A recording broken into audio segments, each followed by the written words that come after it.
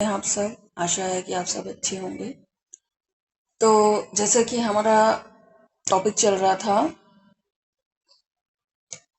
Object oriented programming, ठीक है। तो ऑब्जेक्ट ओरिएंटेड प्रोग्रामिंग कॉन्सेप्ट हम पढ़ रहे थे, जिसमें हमारे दो कॉन्सेप्ट हो चुके हैं। एक तो हमारा हो गया है इनकैप्सुलेशन और एक क्लास एंड ऑब्जेक्ट्स, ठीक है। अब हमारी बात आती है थर्ड टॉपिक की। थर्ड टॉपिक है हमारा अबस्ट्रक्शन। अबस्ट्रक्शन क्या होता है? देखो, अबस्ट्रक्शन का मतलब होता है अननेसेसरी इंफॉर्मेशन हाइड, ठीक है।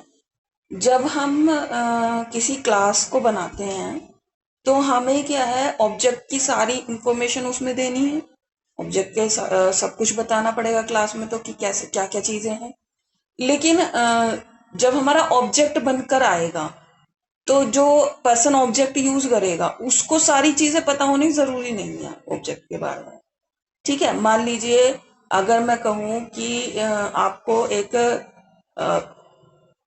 आपको मान लीजिए ये पेन बनाना है, ठीक है। इस पेन की बात करें, ठीक है। तो अब आपको अगर ये बनाना है, आपको इसको बनाने के लिए क्लास बनानी होगी, एक इसका ब्लूप्रिंट बनाना होगा। अब ब्लूप्रिंट बनाते टाइम तो आप इसकी हर एक इंफॉर्मेशन मेंशन करो, ठीक है। कलर मेंशन करोगे, आप मटेरियल मेंशन करोगे, डायमेंशन मेंशन करो, हर चीज मेंशन करो, ठीक है।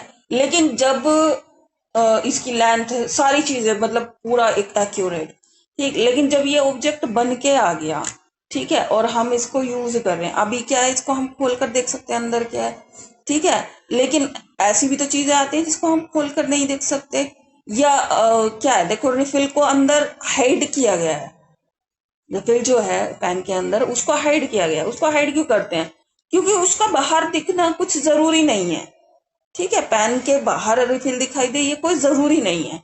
तो अननेसेसरी इंफॉर्मेशन को क्या कर देते हैं, हाइड कर देते हैं। तो जब भी हम अननेसेसरी इंफॉर्मेशन को हाइड करते हैं तो उसको कहते हैं अबस्ट्रक्शन, ठीक है। अब इसमें क्या होगा, बहुत सारी प्रोग्रामिंग लैंग्वेजेस में क्या होते हैं, आपको एक्सेस स्पेसिफायर मिल जाते हैं। उन एक्सेस स्पेसिफायर के थ्रू आप इंफॉर्मेशन को कि कौन सी इंफॉर्मेशन कितने लेवल तक एक्सेस हो सकती है, ये मेंशन कर सकते हैं। जैसे आपने सी प्लस प्लस या जावा में पढ़े होंगे, तो पब्लिक, प्राइवेट और प्रोटेक्टेड, ठीक है। यहाँ ऐसा कुछ नहीं होता है। यहाँ पब्लिक, प्राइवेट, प्रोटेक्टेड आपको नहीं मिलते हैं। तो यहाँ आप कैसे किसी क्लास को, किसी क्लास के किसी पोर्शन को प्राइवेट करेंगे कि वो बाहर जो है एक्सेस ना हो पाए, ठीक है। और एक्सेस मान लो हो भी जाए तो उसमें कोई डाटा रिप्लेस ना हो पाए, ठीक है। तो उस चीज को हम यहाँ पर कैसे करते हैं, ठीक है। तो देखिए, आइए चलिए वो देखते हैं, ठीक है।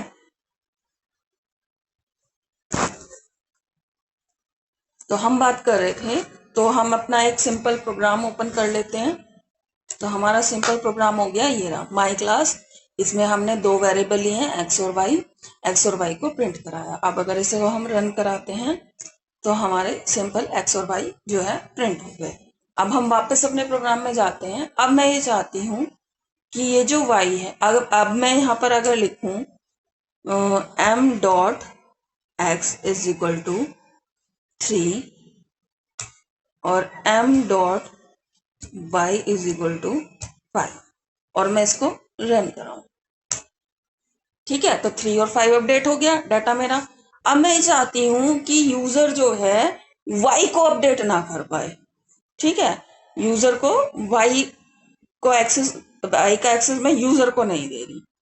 तो वाई की वैल्यू मैं फिक्स कर रही हूँ और वाई का एक्सेस यूजर को नहीं दे रही। वाई की वैल्यू केवल मैं अपनी क्लास में ही चेंज कर पाऊँ। तो उसके लिए मैंने क्या लगा दिया, वाई के पहले अंडरस्कोर, डबल अंडरस्कोर, ठीक है। डबल अंडरस्कोर से क्या होगा कि वाई जो है वो प्राइवेट हो गया। यहाँ पर मैं एक वेरिएबल के साथ कर रही हूँ, आप किसी फंक्शन के साथ भी कर सकते हो। आप अगर नोटिस करो तो देखो, इनिट के आगे डबल अंडरस्कोर ही लगा हुआ है, उससे क्या है, इनिट है जो प्राइवेट हो जाता है। अब हम इसको रन कराते हैं तो देखो क्या वैल्यू थी, 3। देखो 1 तो 3 हुआ है, लेकिन 2 ही रहा। जबकि हमने यहाँ प्रोग्राम में क्या, वाई की वैल्यू भी चेंज की है, तो वाई की वैल्यू चेंज नहीं हुई। तो इस तरीके से हम यहाँ किसी भी वेरिएबल को प्राइवेट बनाते हैं। तो ये इस तरीके से हम यहाँ पर एब्स्ट्रैक्शन को यूज करते हैं। अब हर चीज का तोड़ होता है, तो यहाँ पर भी एक छोटा सा क्या दे दिया है, तोड़ दे दिया है। वो क्या दे दिया है कि हम इसको, अगर हमें प्राइवेट मेंबर एक्सेस करना ही पड़ रहा है, मजबूरी हो गई, तो मैं क्या करूं, तो मैं मजबूरी है और हमें इसको एक्सेस करना ही पड़ रहा है, तो हम इस तरीके से इसको एक्सेस कर सकते हैं। देखो अब अपडेट हो गया। तो हमने यहाँ पर क्या किया, हमने यहाँ सिंगल अंडरस्कोर लगाया, क्लास का नाम लिखा जिस क्लास का वो ऑब्जेक्ट था, और उस ऑब्जेक्ट को प्रॉपरली डबल अंडरस्कोर के साथ मेंशन किया। तो इस तरीके से हम एक प्राइवेट एलिमेंट भी आपका यूज कर सकते हैं क्लास के बाहर। तो ये हो गया आपका क्या, एक छोटा सा लूप होल इनहेरिटेंस में भी।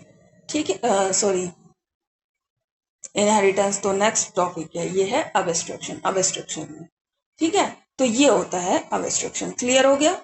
ठीक है, तो अच्छा इसको क्या कहते हैं, ये जो हमने ये किया my class underscore my class, और इसके थ्रू हमने ये जो एक्सेस कर लिया, इसको कहते हैं नेम मैंगलिंग। ठीक है, तो आप कोई अगर क्वेश्चन आ जाए तो इस चीज को कहते हैं नेम मैंगलिंग। कोई आपसे पूछे ये क्या, इस तरीके को क्या कहते हैं, इसको कहते हैं अच्छा हाँ, कुछ बच्चे कहेंगे कि मैडम इसको तो हमारे यहाँ तो जुगाड़ कहते हैं। देखो जुगाड़ हाँ हिंदी में कहते हैं, लेकिन इंग्लिश में जुगाड़ नहीं कहते हैं, इंग्लिश में इसको नेम मैंगलिंग कहते हैं यहाँ पर। ठीक है, तो ये है आपका अबस्ट्रक्शन। ठीक है, अननेसेसरी जो इन्फॉर्मेशन है, जो हम नहीं चाहते कि यूजर जो है एक्सेस करे या उसको चेंज करे, उसको हम यहाँ पर प्राइवेट कर देते हैं, और प्राइवेट करने के लिए हम यहाँ डबल अंडरस्कोर का यूज करते हैं। ठीक है, आगे समझ में? तो ये होता है अबस्ट्रक्शन। अगर आपको वीडियो समझ में आ गई हो, आपको टॉपिक समझ में आ गया हो, तो वीडियो को लाइक करें। अगर समझ में नहीं आया है तो आप पूछ सकते हैं, जो भी आपको समझ में नहीं आया हो।